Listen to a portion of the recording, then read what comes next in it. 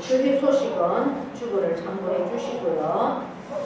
오늘 우리 고유의 명절 설날을 맞아서 참 하나님의 은혜와 사랑으로 풍성한 그러한 설 명절 또 가족과의 만남이 되기를 축복합니다. 교회 소식은 주보를 참고해 주시고요. 이제 박정순 집사님 제가 기도해 드렸듯이 수술은 잘 되었다고 합니다. 이제 회복하는 가운데 있습니다. 이제 의사가 할 수 있는 것은 없습니다. 하나님이 하셔야 됩니다. 오늘 하나님께 기도하고 하나님의 함께 하심을 믿고 그렇게 바라볼 때 하나님께서 놀랍게 역사하실 것을 믿습니다. 네. 이상입니다. 성경 말씀 열왕기상 2장입니다. 열왕기상 2장 1절에서부터 4절까지 말씀. 제가 맞들어 읽습니다. 다윗이 죽을 날이 임박하매 그의 아들 솔로몬에게 명령하여 이르되 내가 이제 세상 모든 사람이 가는 길로 가게 되었노니 너는 힘써 대장부가 되고 내 하나님 여호와의 명령을 지켜 그 길로 행하여 그 법률과 계명과 율례와 증거를 모세의 율법에 기록된 대로 지키라. 그리하면 내가 무엇을 하든지 어디로 가든지 형통할지라.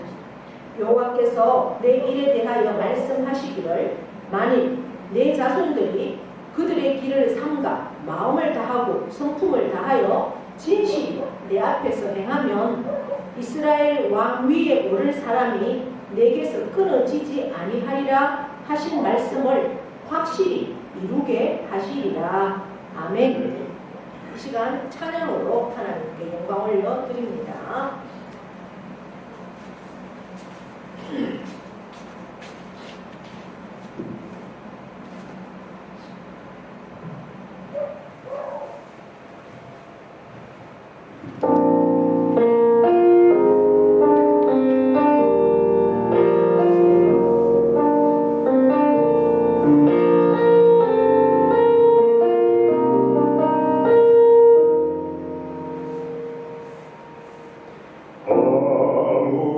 아무것도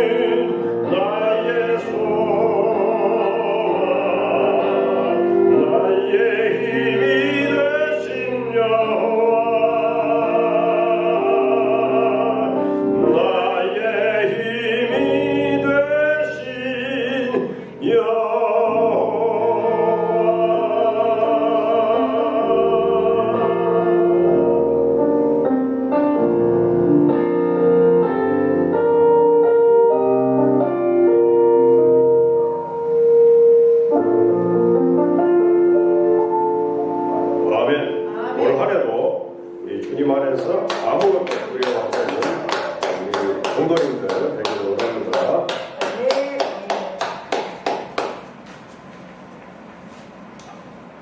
명령 선포하겠습니다. 시작. 있을지어다 그대로 되라 하나님 보시기에 좋았더라. 잘 됩니다. 더 잘 됩니다. 할수록 더 잘 됩니다. 감사합니다. 더 감사합니다. 감사하면 기적이 일어납니다. 아멘. 할렐루야. 인사하겠습니다. 오늘도 우리는 이겼습니다. 할렐루야. 우리 구정 설명들을 맞아서 올 한해도 하나님 안에서 은혜와 진리로 풍성하시고 영육간의 강건함으로 하나님의 복 풍성히 받으시는 우리 모두가 되기를 축복합니다. 네.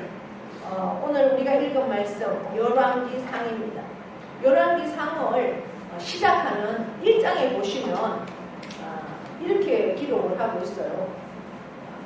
다윗 왕이 나이가 많아 늙으니 이불을 덮어도 따뜻하지 아니한지라. 그러니까 이제 다윗은 어떻다는 거예요? 예, 다 됐다는 거죠. 예. 이제 뭐 더 이상 희망이 없어요. 그런 한 상황 가운데 열왕기 상이 시작을 합니다. 열왕기 하면은 10명의 왕이 아니고 그 왕들의 나열. 그래서 북이스라엘의 그 19명과 남유다의 20명, 그 왕들의 이야기가 열왕기 상하에 기록되어 있습니다. 그러면 왕이 주인공이 되어야 하는데 우리가 열왕기 상하를 잘 읽어보면 열왕기 상은 22장까지 있는데 반을 누가 차지하고 있느냐 하면 솔로몬이 차지하고 있어요. 근데 그 이후에서부터는 왕들에 대해서 집중적으로 기록하고 있지 않습니다.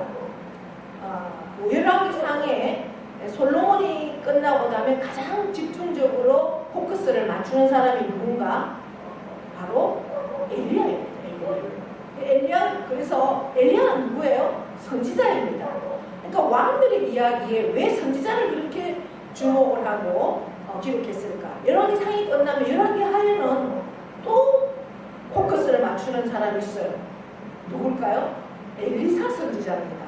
그러니까 왕들의 이야기에 왜 하나님은 선지자에 대해서 그렇게 많이 기록을 했을까?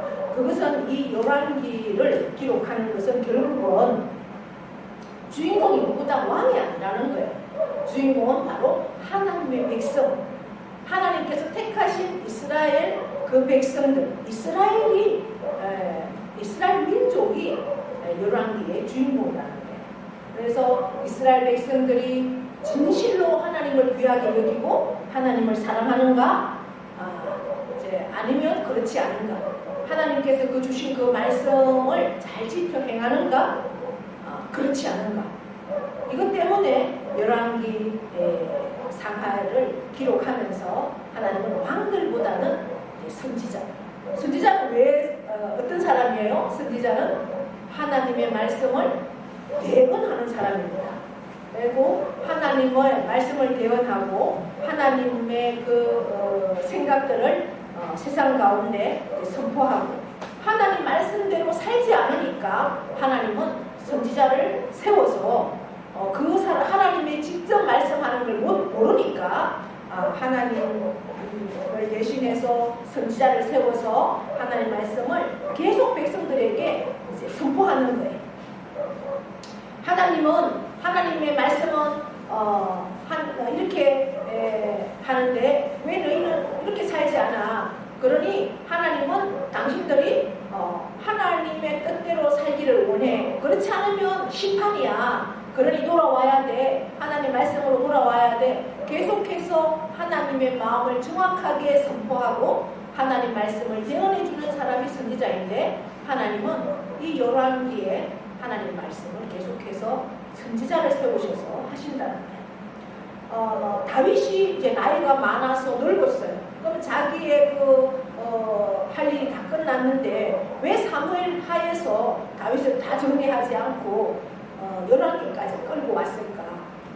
그것은 뭐 하나님의 마음이 있겠죠. 그런데 이제 1장에 보면 이 다윗이 늙으니까 누가 왕이 되고자 하느냐? 아도니아가 왕이 되려고 해요.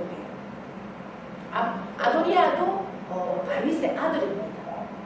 다윗의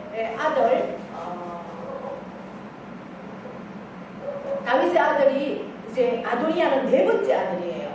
세 번째 아들은 압살롬이에요. 압살롬은 반역을 해서 그 머리가 상수리 나무에 걸려서 결국 죽었죠. 암논은 그 위에 형 암논은 또 이제 간통을 인해서 또 그야말로 카트가 되었어요. 아도니아는 그야말로 이제 네 번째 아들이지만 그러나 6절에 보면 용모가 준수하고 그 다음에 한 번도 말로 다윗이 너는 왜 이렇게 내 마음에 안 들어 뭐 이런 말을 들은 적이 없다라는 거예요. 그만큼 용모도 준수하고 행실도 올바랐다는 거죠. 그래서 아도니아는 본인이 그렇게 생각했을 것 같아요. 이제 아버지가 늙고 이제 왕위를 계승할 때가 되었으니까 다음 타자는 나다 이렇게 생각을 했을 거예요. 그래서 자기가 왕이 되려고 이제 막 세력을 모읍니다. 그런데 하나님은 사무엘을 하여서 그 다윗의 후계자를 하나님은 이미 세웠어요. 누구로? 솔로몬으로. 그러니까 하나님의 언약을 받은 사람은 솔로몬이에요. 아도니아가 아니에요. 그런데도 아도니아는 자기 생각대로 왕이 되려고 못했습니다. 그런데 자기의 뜻대로 되지 않아요. 결국 나단이라는 선지자를 통해서 솔로몬이 왕이 되게 합니다. 그래서 이제 오늘 그러한 이야기들이 1장에 쭉 되다가 2장 오늘 우리가 읽은 말씀에 보면 다윗이 어떤 날이 임박했다고 그래요? 죽을 날이 임박했대. 이제 늙었는데 그동안에 그렇게 힘이 없어 있다가 죽을 날, 본인이 죽을 날을 아는 거예요. 다윗은 왕이에요. 지금도 다윗의 그 위상은 이스라엘에서는 대단해요. 이스라엘의 국기 있잖아요. 국기에는 다윗의 별이 있어요. 그만큼 다윗을 아주 위대한 사람, 중요한 사람으로 이스라엘 백성들은 생각하고 있어요. 그리고 다윗을 기다리고 있어요. 다윗 같은 왕을 지금도 기다리고 있어요. 그러한 통치자. 하나님은 다윗의 후손을 통해서 메시아를 주신다고 약속하셔서 이미 메시아가 오셨어요. 예수 그리스도가. 그럼에도 유대인들은 지금도 오실 메시아를 기다리고 있어요. 그리고 다윗은 왕이에요. 대통령도 능력이 대단하잖아요. 네, 그런데 왕은 그야말로 신이에요. 신. 왕의 말은 모든 것이 법이에요. 그러한 왕이 그만큼 능력이 있는데 특별히 다윗은 너무너무 정치를 잘했으니까 아주 그야말로 그 나라의 모든 사람 앞에 우상이고 신이 되어 있는 상태인데 이런 사람은 죽을 것 같지 않잖아요.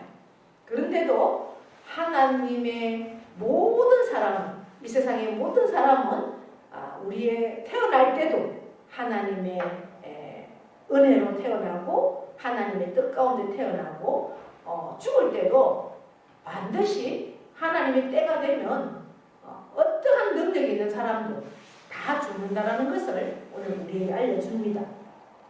그래서 힘들게 사는 분들은 이럴 바에는 죽는 게 낫다. 그래도 뭐 하나님이 데려가지 않으면 죽을 수가 없잖아요. 이제 본인이 죽을 날이 임박했다는 것을 알고 누구를 부릅니까? 바로 솔로몬을 부릅니다. 왜 솔로몬을 부르겠어요? 그 아도니아 같은 그러한 아들도 있는데 왜 솔로몬을 부를까? 솔로몬은 자기의 후계자이기 때문에 그래요. 아들이면서 이 나라를 다 맡아서 세워가야 할 아들이기 때문에 특별히 솔로몬을 부릅니다. 그리고 솔로몬에게 명령한다고 그랬어요. 그러니까 명령은 해도 되고 안 해도 되는 게 아니잖아요. 꼭 반드시 이렇게 해라. 정말 신신당부.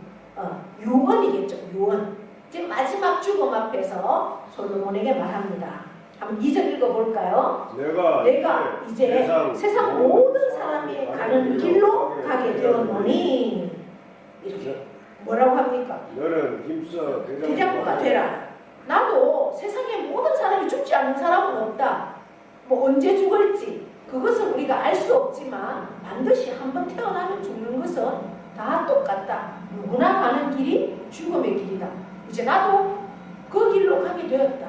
내가 아무리 위대한 일을 하고 하나님 앞에 인정받고 사람에게 인정을 받았다 할지라도 하나님의 때가 되었으니 나는 이제 가야 된다. 나도 죽는다.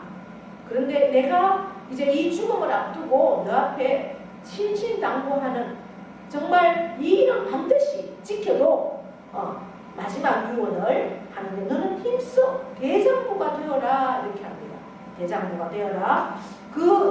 대장부가 될 수 있는 길은 무슨 길이냐? 3절 우리 한번 읽어보겠습니다. 내 하나님 여호와의 명령을 지켜 그 길로 행하여. 여호와의 명령. 여호와의 명령. 여호와의 명령은 뭐냐? 바로 모세오경의 말씀이라는 거죠. 모세오경의 말씀. 특별히 신명기 6장 4절 말씀. 그 말씀이 뭡니까? 그 법률과 계명과 율례와 증거를 모세의 율법에 기록된 대로 지키라 이렇게 말합니다. 법률, 계명, 율례, 증거 이러한 것들은 다 모세오경의 말씀이죠. 그 말씀들은 계명은 뭐예요? 계명, 법률과 계명, 율례 다 비슷한 말씀이지만 하나님께서는 하라 하지 마라는 명령을 주셨어요. 그 613가지의 계명을 주시면서 너희가 신명기에서 이 말씀을 지켜 행하면 순종하면 복이고 아니면 저주다 이렇게까지 말씀을 하십니다. 그러면서 그렇게 말씀을 지켜 행하면 복이고 아니면 저주인데 너는 그것을 지켜서 증거를 하라. 증거는 바로 뭐예요? 간증이에요. 증인. 우리가 오늘 뭐 설명절에 가족들이 모여서 뭐 서로가 이제 덕담도 나누고 살아가는 얘기도 나누고 하면서도 특별히 이제 조상들도 생각을 해볼 수 있는 그런 한 시간이잖아요. 우리 어머니, 아버지는 어떻게 살았다 이런 얘기들을 나눌 때 반드시 그분은 하나님을 경외하는 믿음으로 살았다. 하나님 한 분으로 만족하며 살았다. 이런 얘기들을 후대가 할 수 있도록 간증을 많이 남겨라. 그렇게 말씀을 하고 있어요. 다윗은 오직 그가 생각하는 모든 것들이 하나님 안에 집중되어 있어요. 하나님을 어떻게 하면 기쁘게 할 수 있을까? 이게 왕이지만 나의 모든 생사화복을 위해서 늘 집중하는 것이 아니라 내가 어떻게 하면 더 나라를 강대하게 하고 어떻게 하면 내가 더 재산을 모을까 어떻게 하면 막 국력을 키울까 이것보다는 하나님을 어떻게 하면 기쁘게 할까 여기에 집중하고 그래서 다윗은 성전에 꽂혀 있었던 사람이에요.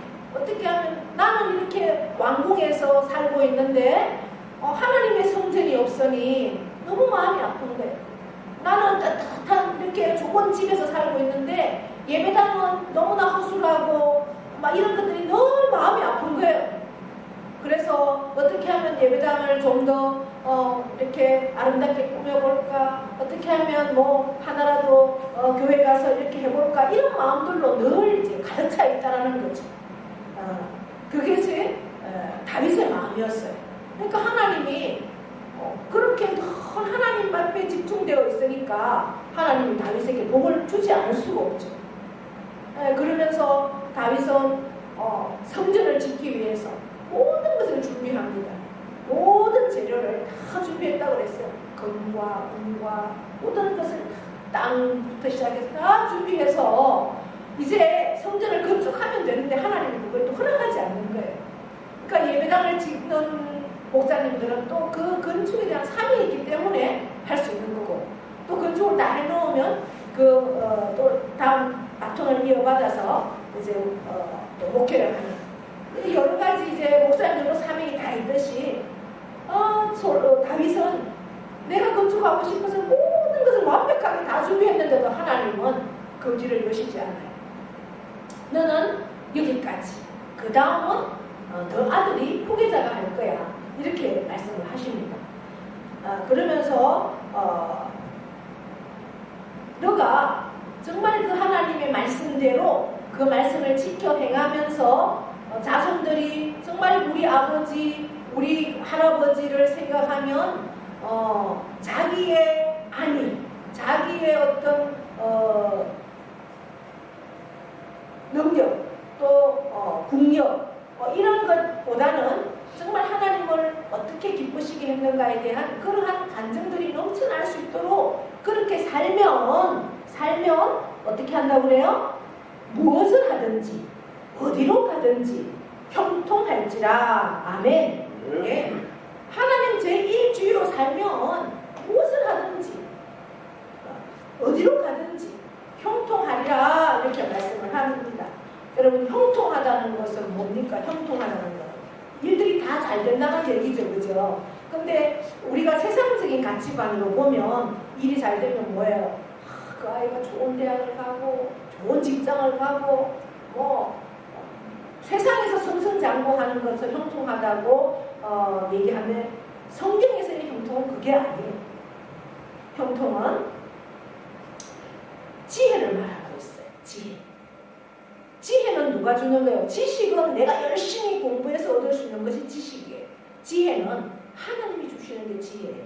지식이 아무리 있어도 하나님이 주시는 지혜가 없고 분별력이 없으면 지혜는 없어요.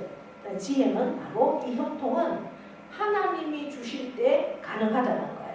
그러니까 뭐예요? 결국은 하나님의 말씀, 그 말씀대로 지켜내는 그 삶이 될 때 지혜로운 삶이 되고, 그럴 때 세상 모든 가운데서 자기의 삶이 하나님으로 인해서 형통하다는 거예요. 하나님으로 인해서 무엇을 하든지 어디로 가든지 형통할지라.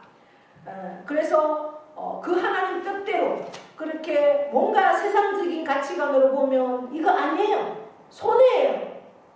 이거는 정말 답이 안 나와요. 그런데도 불구하고 그 길로 갈 때 하나님께서 어려운 길들을 다 걸어갔지만 저만큼 가서 보면 그것이 다 하나님이 함께 하심이었고 하나님의 은혜였다라는 것을 우리가 알게 된다는 거죠. 그것이 형통입니다.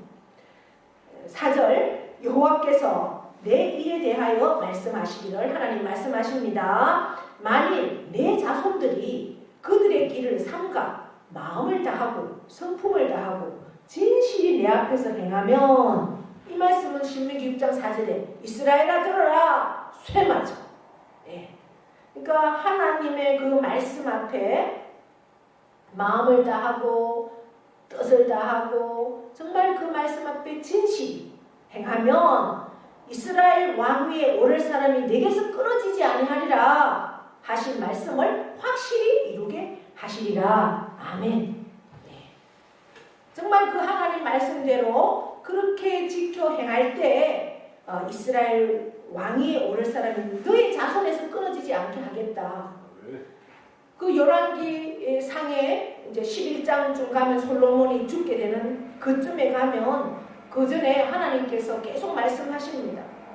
너가 이렇게 잘된 것은, 솔로몬이 얼마나 부귀 영화를 누립니까?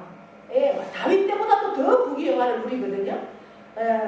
다윗이 다 준비해 놓은 그 모든 자재를 가지고 이제 성전을 건축을 하죠. 성전을 다 건축하고 나니까 막 또 하나님이 지혜를 주시잖아요. 바로 열왕기상에 넘어가 보면 하나님께서 막 지혜를 주셔가지고 일천번제구에는 내가 무엇을 줄고 할 때 지혜를 달라, 이 세상을 다스릴 그러한 분별력을 달라 그랬을 때 하나님께서 너무 감동이 되어서 모든 부귀와 영광을 다 주시잖아요. 그래서 이 솔로몬 때는 땅이 얼마나 막 부흥을 했는지 그 이집트 가까이부터 시작해서 참 메소포타미아까지 땅을 다 넓혔어요. 그래서 솔로몬에게 지혜를 한 번만이라도 솔로몬을 만나보려고 많은 나라들에서 솔로몬에게 찾아오고 그리고 막 어쨌든 국교를 맺으려고 자기들의 공주를 다 갖다 바쳤어요. 그래서 1000명의 그 후국이 있었다고 그러잖아요. 그만큼 강대한 나라가 될 수 있었던 것은 뭐냐?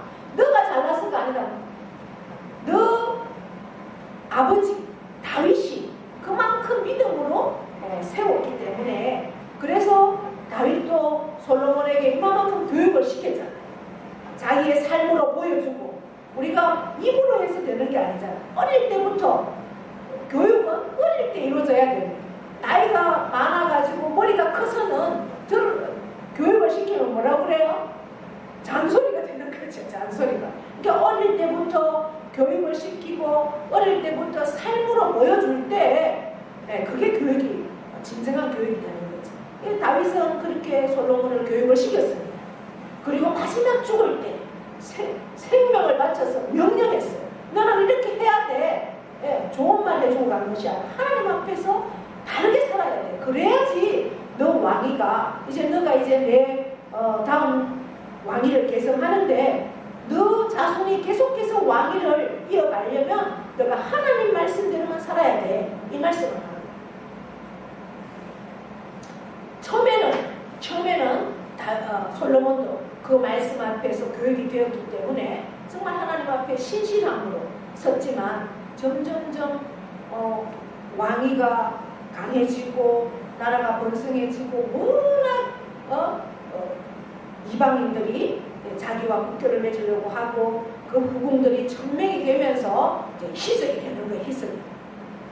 점점 하나님을 떠나고 세상으로. 결국 하나님이 이제 결정을 하시죠. 내가 다윗을 봐서 내가 이만큼 참았는데 도저히 안 되겠구나. 이렇게 해서 결국은 나라가 갈라지는, 자기 부하에게 더 땅을 크게 물려주는 이러한 일이 벌어집니다. 이제 오늘 설명절을 당해서 제가 말씀의 제목을 뭐라고 정했냐면, 우리도 자녀를 향한 마지막 당부가 무엇이어야 되겠는가? 그것은 바로 정말 하나님 말씀 앞에 하나님을 믿으면 너 모든 삶을 하나님께서 너가 어디로 가든지 무엇을 하든지 형통하게 해준다 라는 그 말씀을 믿고 그렇게 살기를 바란다는 그 마지막 당부.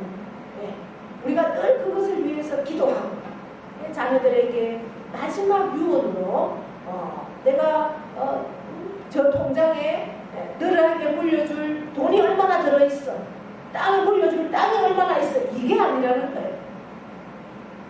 믿음을 물려주고 말씀을 물려줄 때 진정한 하나님의 복, 너가 어디로 가든지 무엇을 하든지 다 형통할지라 그 복을 누리는 그러한 일들의 후손이 될 줄 믿습니다. 그래서 우리도 말씀을 잘 지키고 우리에게 자손에게 정말 우리의 어머니는 믿음의 사람이었어. 정말 하나님 한 분 앞에 우리를 위해서 기도하고 그 기도가 우리가 이렇게 되어지도록 만들었어. 이러한 간증을 많이 남기시는 저와 여러분 되어서 우리 자손 맘대를 통해서 하나님 안에서 믿음으로 서고 우리 모두가 주님 오시는 그날에 주님 앞에 정말 다 설 수 있고 주님의 품 안에 안길 수 있는 그런 복을 누리는 저와 여러분 다 될 수 있기를 주님의 이름으로 축복합니다. 네. 하나님 하나님 아버지 고맙고 감사합니다. 오늘도 저희를 복된 자리에 앉게 하시고 귀한 말씀 주셨습니다. 다윗을 통해서 솔로몬에게 주신 마지막 당부입니다. 유언입니다. 그것은 다름이 아닙니다. 여호와의 명령을 지키라. 말씀을 지키라. 그래서 너의 마음을 다하고 성품을 다하고 정말 진실하게 그렇게 행하여서 나아가면 내가 약속한 모든 복을 반드시 누리고 하나님이 함께 하심을 만방에 증거하는 형통한 삶을 살 수 있다 약속해 주십니다. 이 약속을 우리가 굳건히 붙잡고 자녀를 위해서 가정을 위해서 기도하며 참으로 간증을 많이 남기고 그 자녀들이 우리 어머니의 믿음 그 기도를 통해서 하나님 앞에 온전히 설 수 있는 그러한 믿음의 유산을 세울 수 있는 우리 모두가 되도록 역사하시고 인도하여 주시옵소서. 감사드리며 예수 그리스도의 이름으로 기도하옵나이다. 아멘. 이제는 우리 주 예수 그리스도의 은혜와 하나님 아버지의 크고도 영원하신 사랑하심과 성령님의 교통하심이 다윗이 솔로몬에게 마지막 유언으로 부탁한 너는 힘써 대장부가 되어라. 말씀의 대장부가 되어라. 하나님을 사랑하는 대장부가 되어라. 그리하면 하나님께서 너가 무엇을 하든지 어디로 가든지 형통하게 하시고 너 자손을 통해서 이스라엘의 왕위가 끊어지지 않도록 확실하게 붙들어주고 지켜준다라고 약속하여 주셨습니다. 이 약속의 말씀을 마음으로 받습니다. 이제 우리 가정을 위해 우리 가족을 위해 참으로 이 말씀을 붙들고 우리 가족이 모두가 이 말씀 안에서 온전하게 세워지는 그러한 것을 기대하며 그렇게 우리 가족들을 구원해내기로 결단하는 사랑하는 모든 영혼들 위에와 그 가정과 자녀와 일터와 농토 위에 영원토록 함께 하시기를 축원하옵나이다. 아멘.